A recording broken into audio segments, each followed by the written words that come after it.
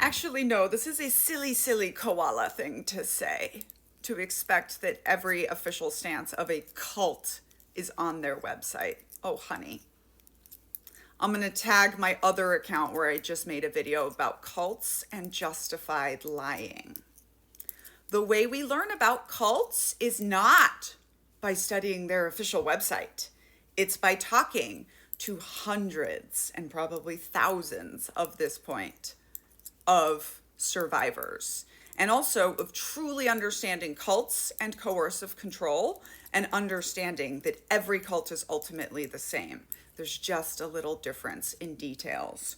So no, no, honey, cult experts are not mostly going to be able to point you to things on cult websites, especially not an OG cult like Jehovah's Witnesses that has been protected from critique for a very long time. This is not how we do expertise in this field. And this actually is a nasty, nasty remnant of the cult wars, which were birthed in the 80s when Americans were pushing for laws against coercive control after our 60s and 70s waltz with cults.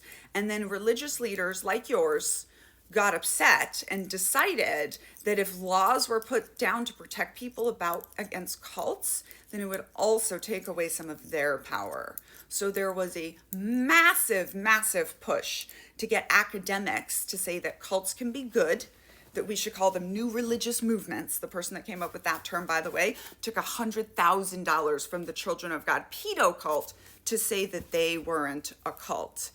And that we should not listen to survivors because they're disgruntled. So for a few decades, people thought like this. We now know that that is silly koalas. Go talk to Jehovah's Witnesses survivors if you want to know the true story. Every single time, talking to cult survivors will give you the true story. I'm Daniella, scholar of cults, extreme groups, and extremely bad leadership. I wrote a book called Uncultured about growing up in the Children of God religious cult and then going into the cult of the U.S. Army. You can get signed copies attached here or blinked in the bio if you're watching on TikTok. It's also got a 4.9 rating on Audible and is free on Spotify Premium. And just a reminder that cults rely on lying and subterfuge and hiding things from the general public. You can't believe them on how many members they have, you can't believe them on what their rules are, and you can't believe them on things that they say are not true.